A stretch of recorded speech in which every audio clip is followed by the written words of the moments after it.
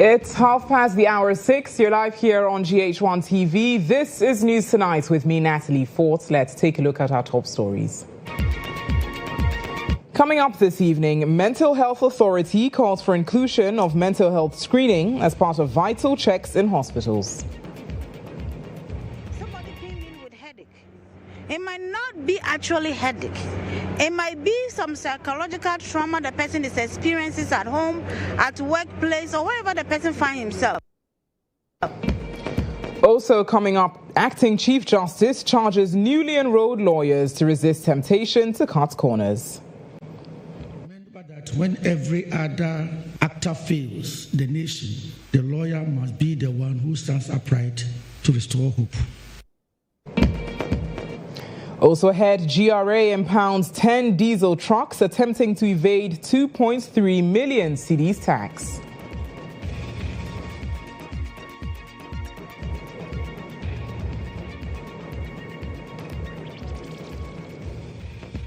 Acting swiftly on intelligence, the Customs Preventive Unit, again working with the National Security Operatives, intercepted the tankers or the trucks, the 10 of them at Pong. The trucks have since been impounded.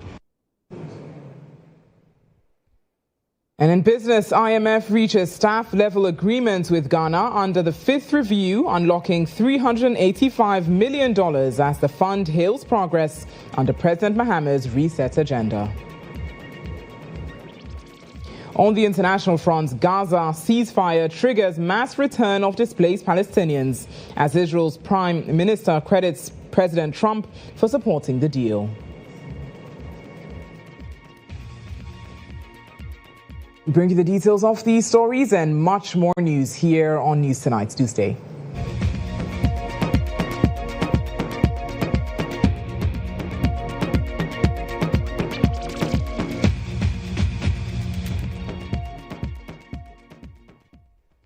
Live here on News Tonight on GH1 TV, streaming all across the world on X at GH1 TV. Here's where we get started this evening. The Ghana Revenue Authority, GRA, has intercepted 10 trucks loaded with 540,000 litres of diesel that attempted to evade taxes estimated at 2.3 million cedis on October 8, 2025. Speaking at a press conference, Commissioner General Anthony Sarpong indicated that the trucks, which were designated to deliver the petroleum products at the port, were illegally diverted and had their tracking devices taken.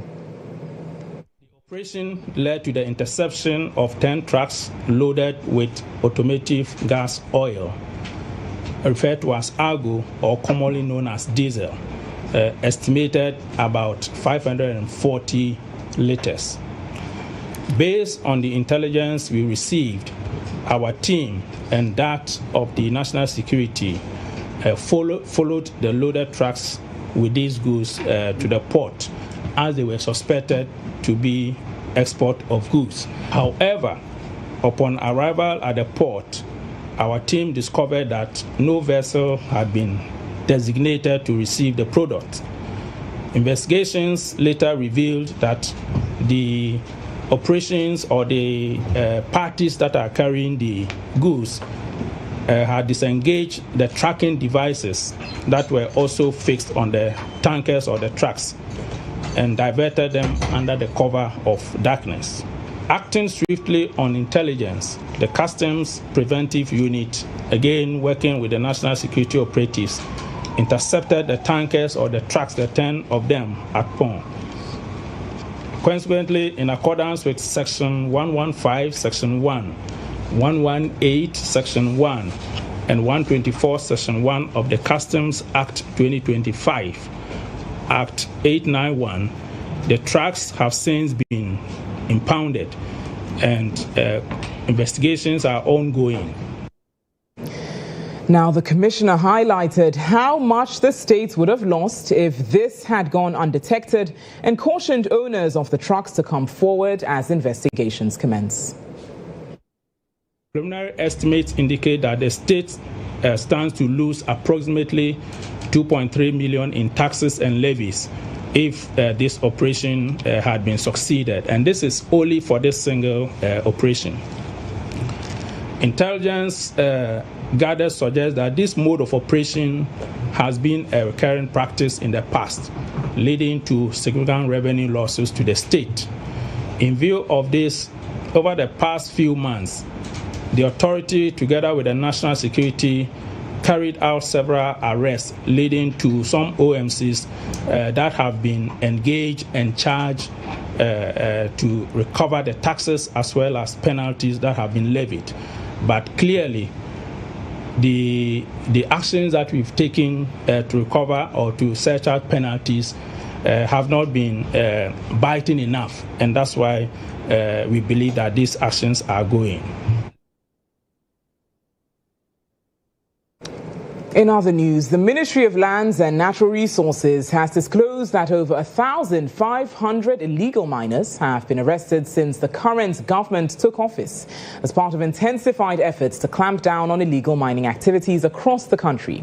Speaking to the media, the Director of Communications at the Ministry of Lands and Natural Resources, Ama Mausi Mawenyefia, revealed that over 400 security personnel have been deployed to patrol and protect major water bodies that have now been designated as security zones.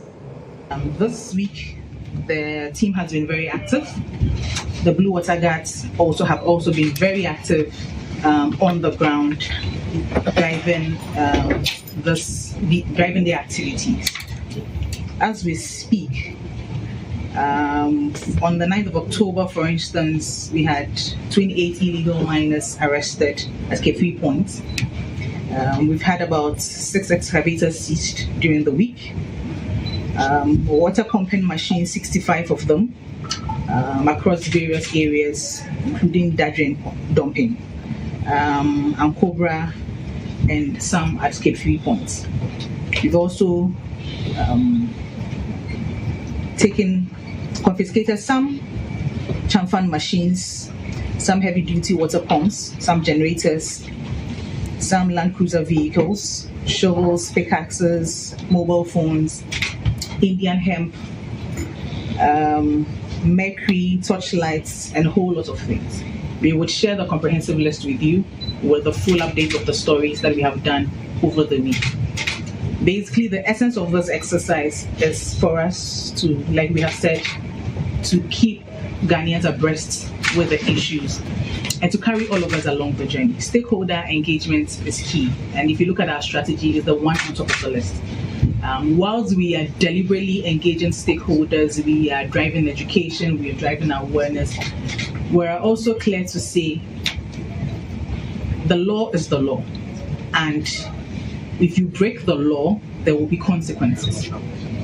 We have seen arrests. We've seen several arrests over the period.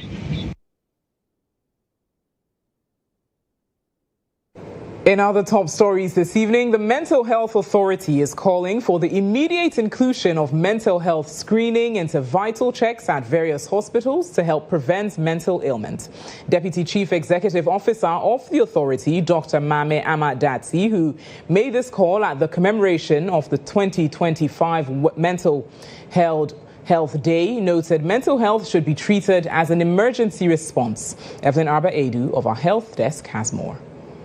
According to the World Health Organization, more than 1 billion people live with a mental health condition, but out of the number, majority do not get adequate care due to significant treatment gaps, severe underfunding, and major economic consequences. In Ghana, over 2.3 million individuals are reported to be affected by mental health issues. Ghana's Mental Health Authority also reported of 134 deaths by suicide in 2024 and 1,174 people attempting to take their lives within the same period. This year, 475 suicide attempts have been reported. The Mental Health Authority is imploring on governments and policymakers to treat mental health care as an emergency and include it in initial screening at various hospitals. Here's Deputy CEO of the Mental Health Authority, Dr. Vivian Mami Amadazi, speaking at an event to commemorate Mental Health Day in Ghana. We as professionals, we're supposed to help those who don't understand the mental health processes to include it in our policy making, to include it in our initial screening at the various hospitals. So when people come to seek help, maybe somebody came in with headache. It might not be actually headache. It might be some psychological trauma the person is experiencing at home, at workplace, or wherever the person finds himself. That is causing the headache. Speaking on the theme, incorporating mental health needs and services during catastrophes and emergencies, an essential component, Dr. Mamia Madazi also emphasized the urgent need to ensure that mental health support is not overlooked during times of crisis. That we are taking to ensure that we include mental health in every facet of every programming, every budgetary allocation, at every institution. We are pushing and making sure that mental health is at the peak of everything. On his part, board chairman and convener of Wholesome Experience Mind, Kwao Abakan Esuman, bemoaned the deplorable state of the mental health facilities in the country. But if you look at the condition, it's in a very bad state that nobody can actually have the healing that they need. Have been, advocating for mental health. Last year, for instance, out of the summit came a policy by the NHIS to NHIA to put a few mental health diseases on the scheme. So we continue to engage. We continue to speak to our global partners about how we can promote mental health in Ghana. The occasion was also used to explore innovative approaches for improving access to services amidst resource constraints.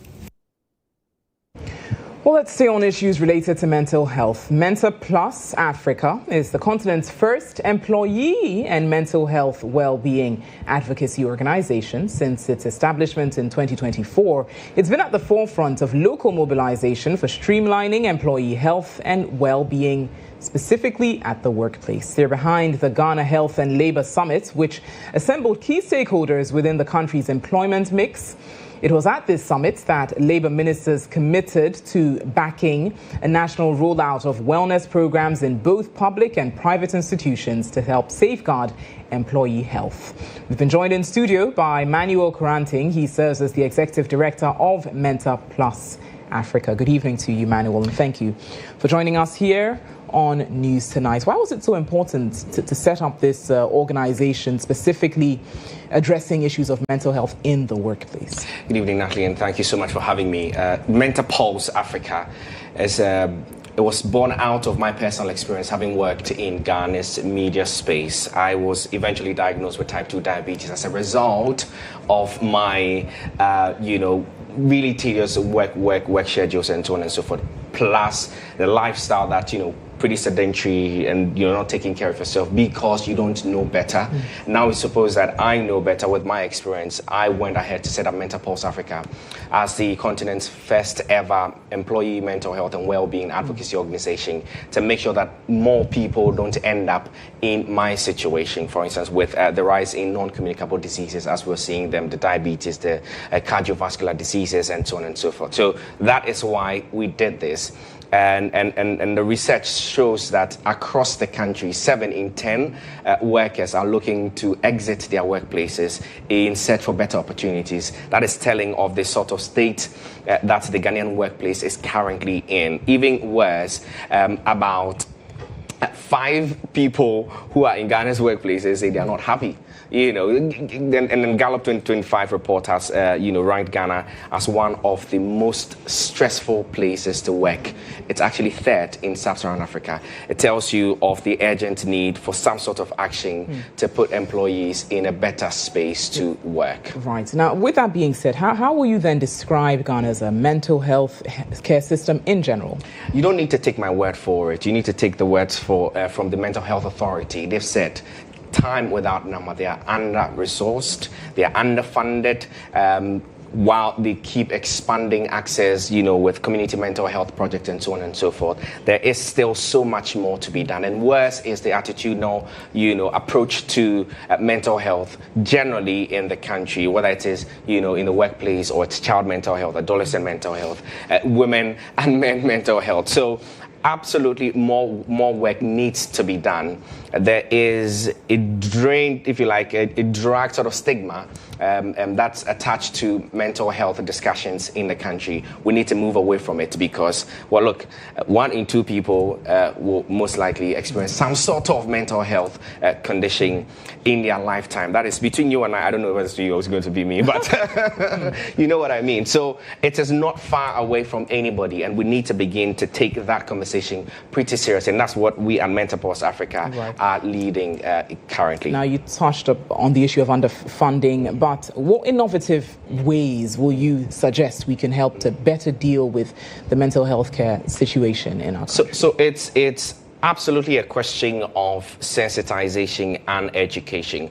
I suppose the opportunities already exist. We have digitalization, which is, if you like, democratizing access to healthcare across various sectors. We don't need necessarily to enter brick and mortar buildings to access mental health support. So at Mental Pulse Africa, for instance, what we're doing is working with partners to develop telemedical platforms where people can access tailored treatment or consultations with experts and certified psychologists and so on. I suppose that is something that needs to be done. And with our focus on employee mental health and well-being, we are advocating that every workplace in Ghana, insofar as it employs more than 10 people, should have a wellness hub or at least a specialist on hand to deal with employee mental health crises at the workplace. So these and even many more things that we are doing to lead that advocacy and drive that change that we're looking for. Right. So, Manuel, highlight some of the discussions that were had at the summit. What was brought up? What points were brought up, and how did stakeholders address it? Well, absolutely. Look, the psychological act, the Ghana Psychological Act, has been passed, but it doesn't have an ally to operationalize that act, which means that the act that will supposedly help people get access to psychological support, which will include mental health services and so on and so forth, doesn't have a vehicle, if you like, a wheel to move that vehicle. So that's one of the key things that is happening. There's a round table agreement on getting the ally for the Ghana Psychological Act passed. Also, you're having the expansion, just like I mentioned, the wellness hubs. The Honorable Minister for Labour, Jobs and Employment, Dr. Abdul Rashid Pelpo, mentioned that he is going to lead the charge on the back of that summit that we held yesterday at the University of Ghana Medical Center, going to lead the charge for public and private employers to begin to introduce wellness hubs into their workplaces. That at least is going to begin to stem the tide before people get into spaces where they need extensive care. So that's also one of the things. From our end at Mental Pulse Africa, what we're looking at is moving beyond the talk to action. How are we doing this? With the Ghanaian Workplace Mental Health and Wellbeing Declaration, which is essentially a manifesto which we're going to invite government, private sector, and other employers to adopt, ratify, and begin to implement. Is going to have key commitments for employers, for government, as well as employees, because really it is their health that we're talking about. And then finally, what you should be looking forward to is the State of the Ghanaian Workplace Report.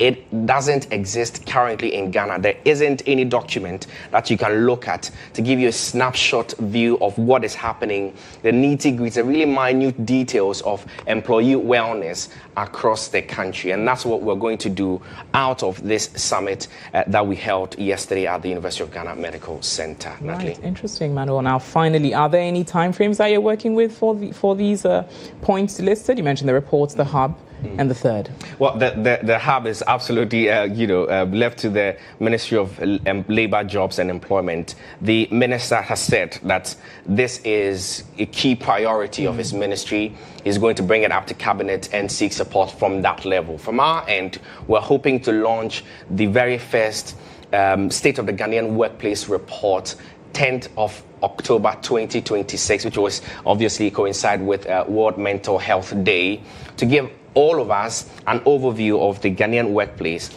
how is it turbocharging what non-communicable disease, mental health breakdown, stresses, and so on and so forth. All of these things are going to be contained in that report, and it will inform policymakers and policy implementers alike on how to move the conversation beyond, oh, we suspect that, we think that, into, data-backed decisions. And that's what we're doing. So 10th October 2026, Absolutely, we should expect this report. Yes. And I hope you will be engaging with the ministry on the hub, in spite of the fact that the minister said so. Well, the minister has invited us to bring proposals, and indeed what we're doing is leading a consultative, effort to get private sector employers, HR people, even the government itself, to make input into the declaration before we put it together, and then begin to ask people to ratify, adopt, co-opt, whichever word that you want to use. Now, Manuel, we gather that there might be a podcast as well. Indeed, we have Africa's very first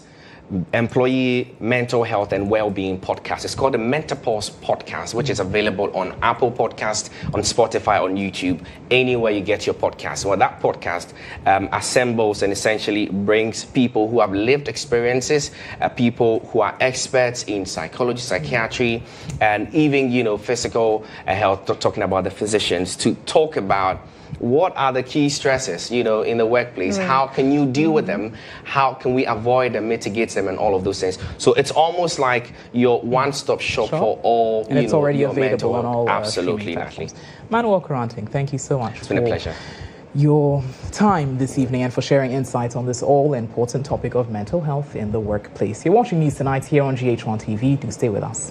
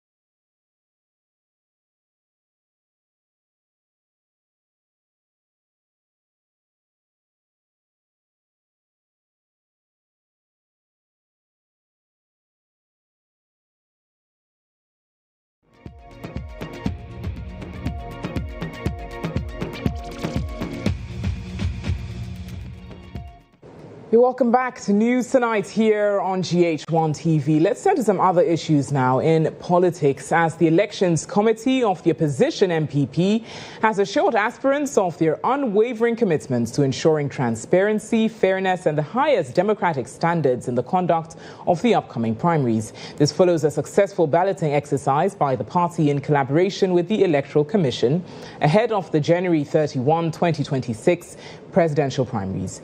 Those contesting for the flag bearer slot are former Vice President Dr. Mahamudu Bawumia, former Asin Central MP Kennedy Ejapong, former Agric Minister Dr. Brian Echampong, former Education Minister Dr. Yao Osei Educhum, and former General Secretary Kwabena Ejapong.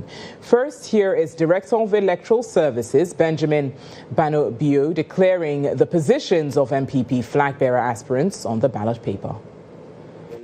In terms of the positions, each of the candidates will be on the ballot paper. Honorable Ken Ohene Ejapong will be number 1 or the first candidate on the ballot paper. Honorable Dr. Brian Echampong is number 2 on the ballot paper. Then Dr. Mahmoud Bawumia will be number 3 on the ballot paper. Honorable Dr. Yao Osei Educhum will be number 4 on the ballot paper. And Engineer Kwabena Ejapong will be number 5 on the ballot paper. Thank you very much for your cooperation. Campaign manager for engineer Kwabena Ejapong Ofosu spoke to the media after the exercise. That of the MPP. Coming to power in 2001 under President Kufuor, it was ASEO that brought us to power. So when you are now ASEO, you are selling Kwabena Ejapong as ASEO. That will be very easy. We don't have any problem with the party. If we had any problem, they would have prevented us from partaking the process. So once we are here like any other person, I'm not sure you are directing this question to any other candidate. Because after all, you are thriving on rumors. You have told us that rumors. We are right in front of the headquarters. Go there and find out. You are saying that we were given 48 hours, and the 48 hours expired yesterday. And today there's been a further process subsequent to the 48 hours, which is the balloting, which we have successfully taken part. And I'm sure everybody in the world has seen it, including you, who are witnessing.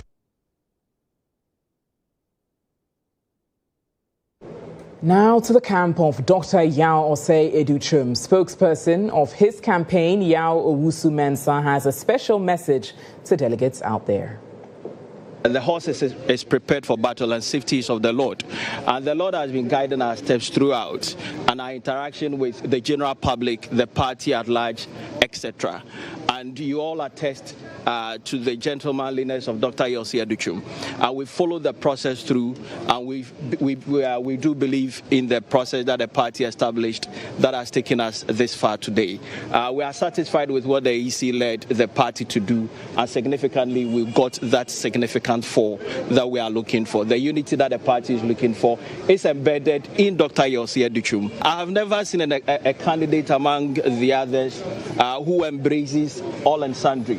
Now, for example, if you follow him at the Ministry of Education, he's the only minister who walks to our religious institutions to brief them what is happening. He dines with students at the dining hall unannounced, and I don't see what you want to look for with regards to a certain form of relationship that any leader want to build with his people. Dr. Osei Educhum's work attests for himself. Now, we've been joined by a spokesperson for the Kennedy Ejapong campaign. That's Kwesi Kwarteng. Joins me over the telephone lines for a conversation on this.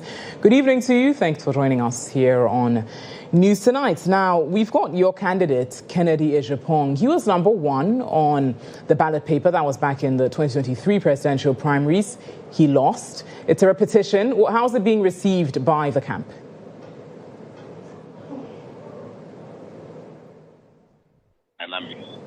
If you recall the last election, Dr. Bawumia enjoyed establishment support.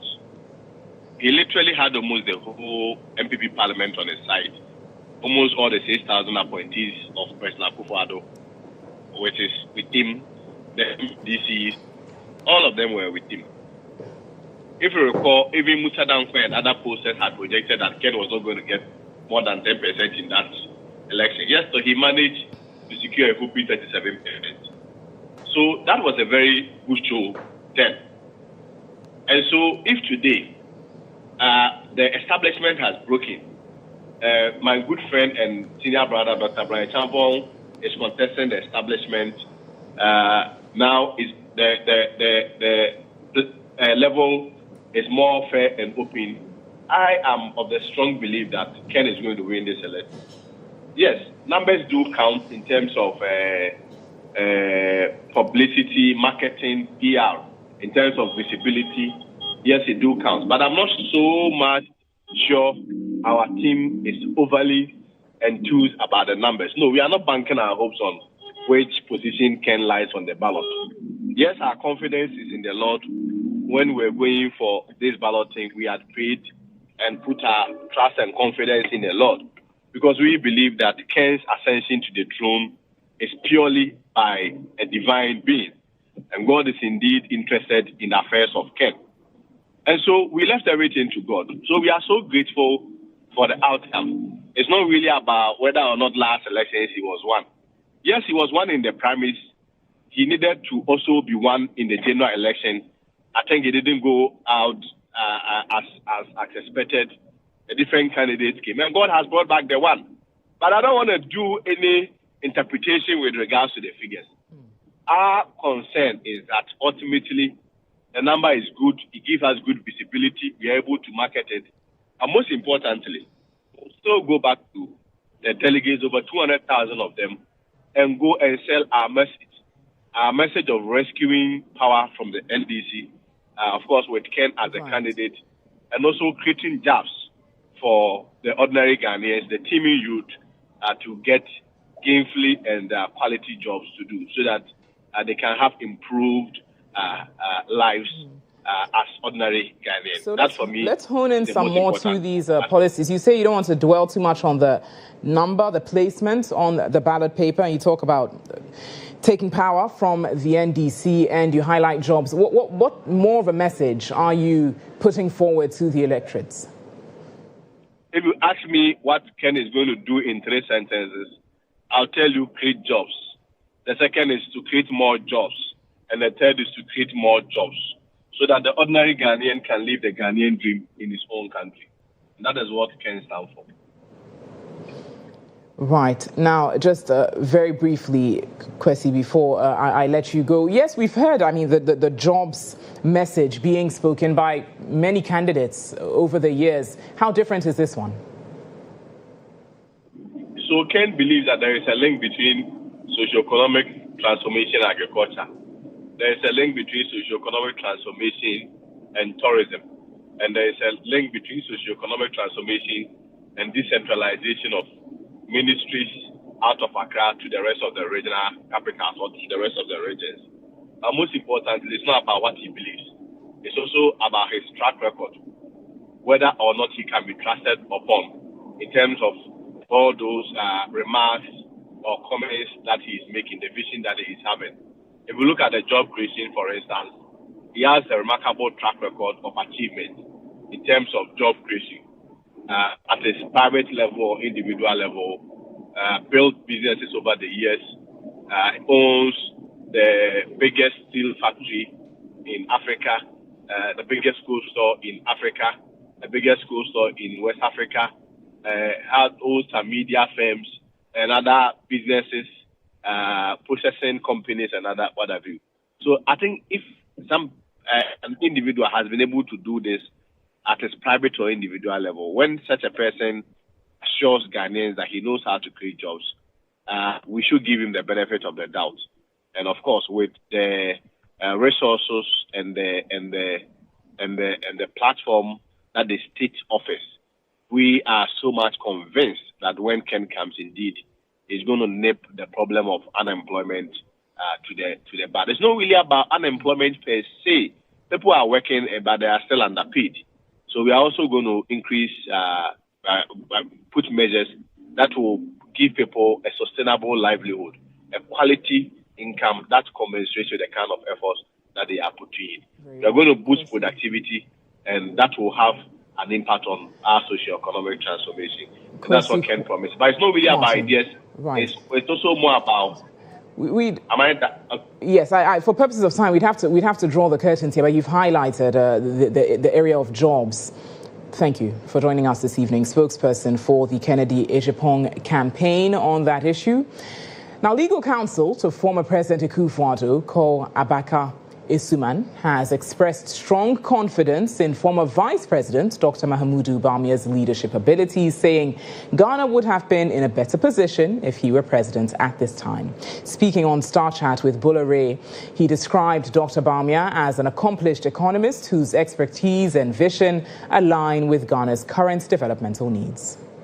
MPP is blessed. The candidates that we have, if you look at them, they're all accomplished people. Correct. You look at Dr. Bawumia, excellent economist.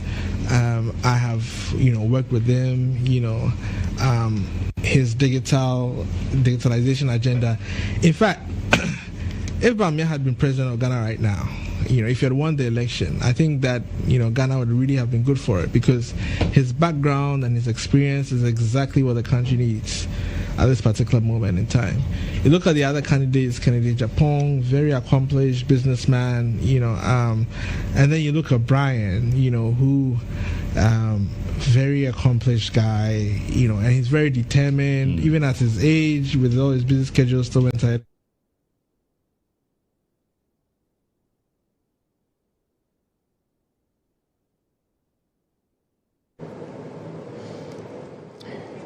You're watching News Tonight here on GH1 TV. We bring you business news next. The Business Brief is brought to you by CompuGhana, passion for technology. In business news this evening, the International Monetary Fund, IMF, and Ghana have reached a staff-level agreement to conclude the fifth review of Ghana's Extended Credit Facility, that's ECF program. Upon approval by the IMF Executive Board, Ghana will gain access to approximately $385 million in additional support. IMF staff held meetings in Accra with Finance Minister Dr. KCL Atto-Forson, Bank of Ghana Governor Dr. Johnson CMI, and officials from various government agencies and development partners. As part of the review mission, Dr. Forson confirmed that Ghana achieved all 6 quantitative performance criteria and 4 indicative targets for the review period. He described the agreement as a powerful validation of disciplined and comprehensive strategy pursued over the past 9 months. At the conclusion of the mission, IMF Mission Chief Dr. Ruben Atoyan said Ghana's economic recovery continues to strengthen.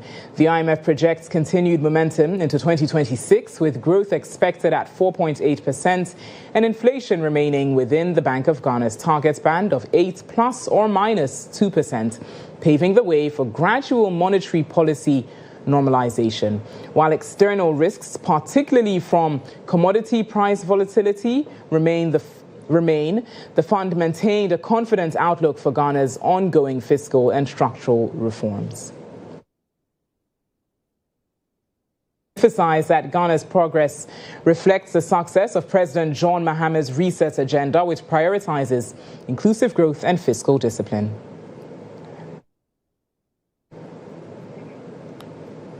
Now, the IMF Executive Board is expected to consider Ghana's 5th review by the end of December 2025. The agreement marks a key milestone as Ghana approaches the end of its 3-year IMF program in May 2026.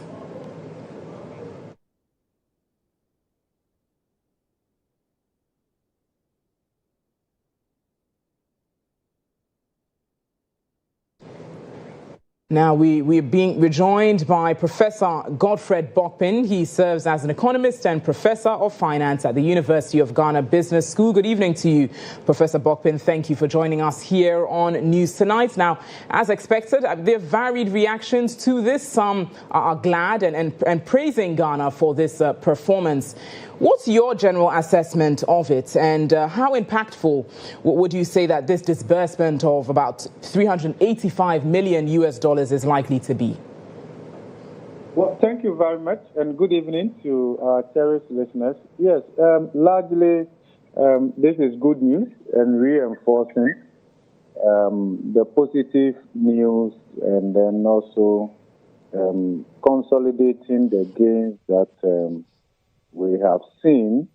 And largely we agree with most of the points that the IMF has raised in terms of the strong economic recovery, and then also along many of the indicative targets and the continuous performance indicators.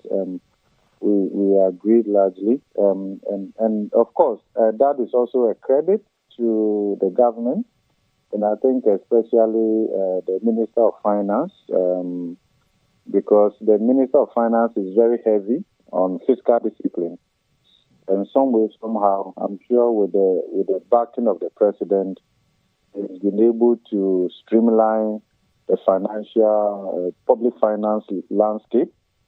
I think which is a plus. If you look at what the election excesses of 2024 did to the outlook, and then also the IMF program objectives, essentially the program had been derailed to some extent as at the end of December 2024. Then, of course, Ghana missed a lot of the program targets, both structural benchmarks, indicative targets, and then a number of them. But of course, when it comes to growth, GDP growth, we did better than projected under the program, and then also we exceeded the floor limit in terms of our international reserves.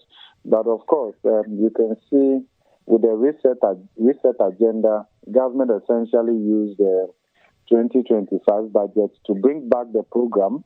And then also, and of course, it's commendable that we are operating a budget surplus of 1.1% of GDP, and the fund is quite clear that we are on course to achieve the primary surplus of 1.5% of GDP. That's quite huge.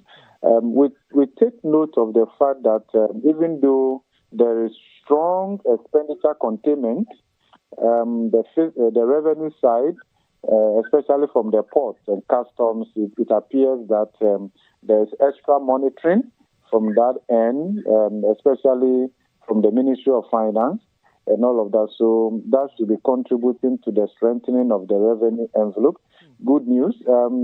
But bear this in mind, that the IMF-supported program is a short-term program. Certainly. Now, Professor Bokpin, just due to purposes of time, that sort of leads me to my second point. But please, in less than a minute, you mentioned that what we tend to find when we exit this program is that we return to the same fiscal indiscipline that led us to the program in the first place. How prepared do you think that Ghana is to exit in May and to have sustainable fiscal discipline moving forward? Yes, precisely. That is where the point is. And even though you see that we have reached staff level agreement, it's not like the staff level agreement will go to the management board and the executive board immediately. It's going to take a while because there are certain prior actions that we have to meet. And it looks like almost all those prior actions are heavy in the area of structural reform. So on other areas under the program, we are doing well. But when it comes to structural reforms, which are really critical in anchoring this stability, we are not doing quite well in that area. And we should also understand that we should be doing beyond what the IMF program specifies. I mean, your point, program. Forgive me for interrupting you, but point clearly made there. Thank you for your time this evening and joining us on this issue. That's Professor Godfred Bokpin, the Professor of Finance at the University of Ghana Business School. That wraps up Business News this evening. The Business Brief was brought to you by CompuGhana. Passion for technology. In some more news this evening, Acting Chief Justice Paul Baffour-Bonney has charged newly enrolled lawyers to resist the temptation to cut corners as they step into the world of providing legal services to the people. Speaking at the enrollment ceremony of 824 lawyers, including GHOne TV's Sewa Amehia, Justice Baffour-Bonney admonished the new lawyers to prioritize the value of their profession over material gains. EIB Network's legal affairs correspondent Murtala Inusa has more.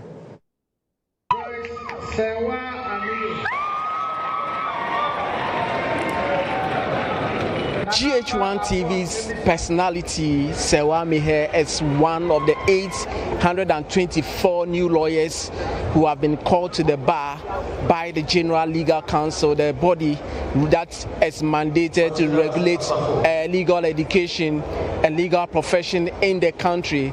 At the Accra International Conference Center, it was all excitement when families, relatives, of course, relations of these new lawyers came together to witness a day like this.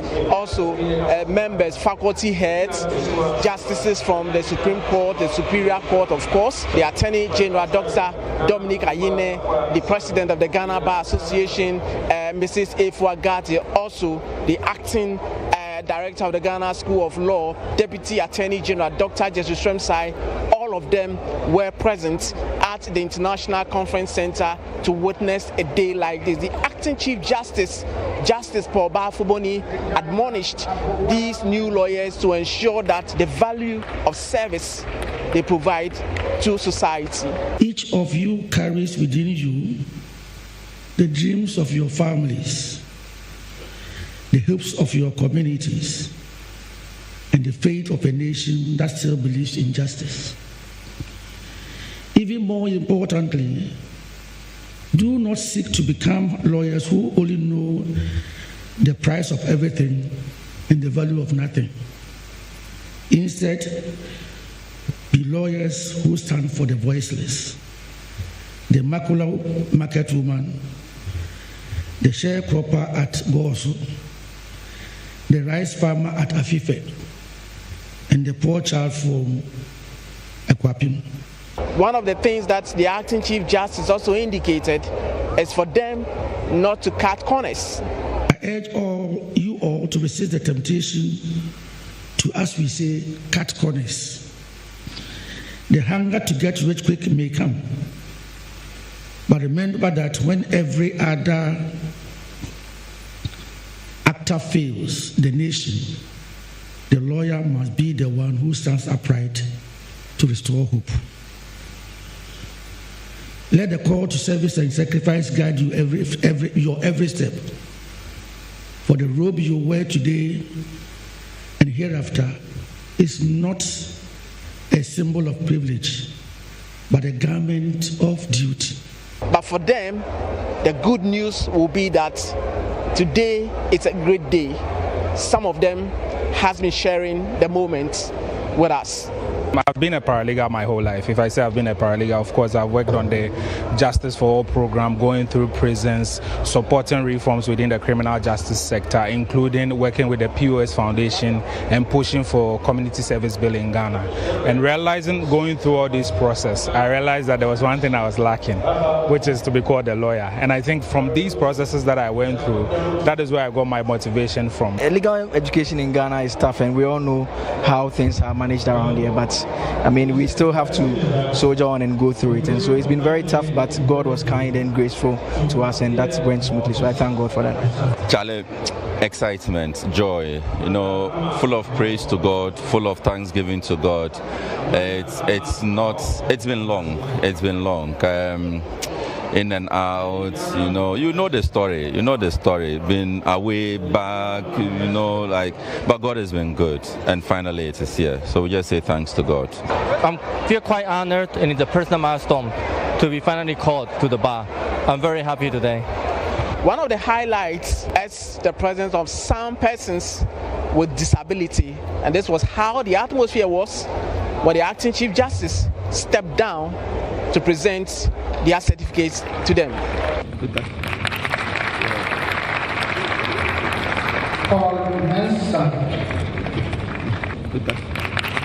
From the Accra International Conference Center here in Accra, Natalie. You're watching News Tonight here on GH1 TV. We bring you more news shortly.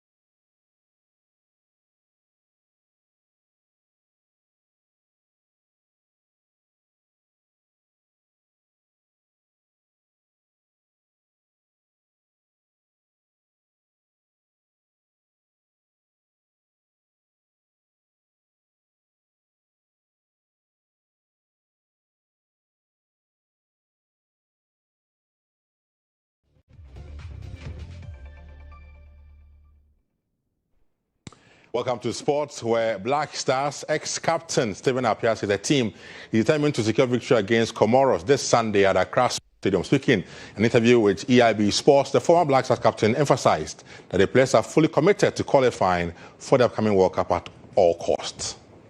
For sure, we have to do that for Ghanaians. I mean, we know that they will come in their numbers, and we can't let them down. The boys will do everything to beat Comoros on Sunday, and I mean that should be the spirit. Whether you have qualified already or whether you're almost there, the spirit is to beat Comoros on Sunday. I mean, our right leg is on at the airport, and for the performance, I will say it again. I mean, talking to some of the boys and the response from them. They want to at all costs qualify for the World Cup. So with today's game and this huge win,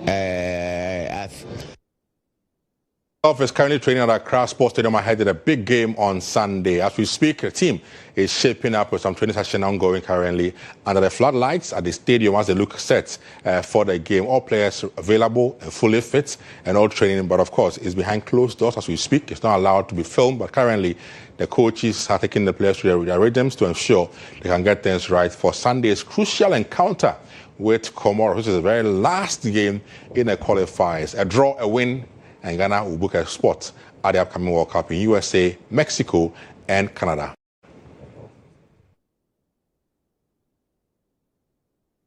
Let's end with this Kotoko news. Kotoko head coach Karito says his team is aiming to end the season's Premier League drought by getting to win the ultimate ahead of the weekend's fixture with Nations FC. Nations FC hosts Kotoko at the Kwame Chase Sports Complex at Abrankesi on Saturday, and the coach has laid out his objective to ensure they end Premier League run, which is against rivals Nations FC at the Abrankesi Stadium. You see, I said it before that Kotoko doesn't need any position aside winning the league. And we set the target of winning the league, and anybody we are going to meet, we're playing all out to win the game. If it turns to be otherwise, it's part of the game. So we are going there with the mentality of beating them. We want to break the record of, they say nobody beats them. Kotoko, I've never beaten them there. Maybe once again, I said, there's a day, one day in your life that things can change for you, for the betterment. So we are going all out to meet them and make sure that we come up. All I say is best of luck to the Black Stars team this Sunday for the game against Comoros. That's it for sports. Up next is international news.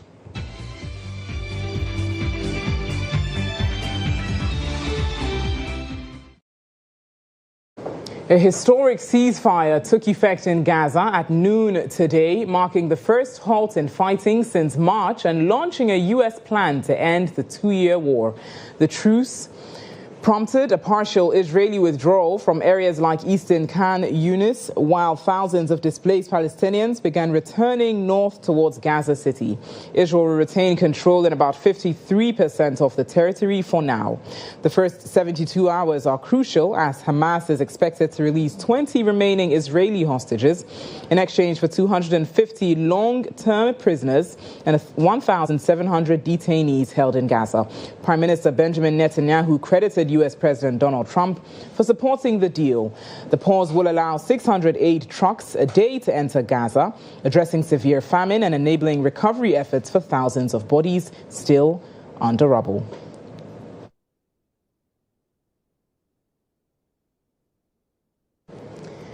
We've got a lot more international and local stories available on our website, starfm.com.gh. That's how we draw the curtains on News Tonight this evening. Produced by Bernice Abubedu Lancer, directed by Daniel Ryan. I'm Natalie Fort. Have a wonderful evening.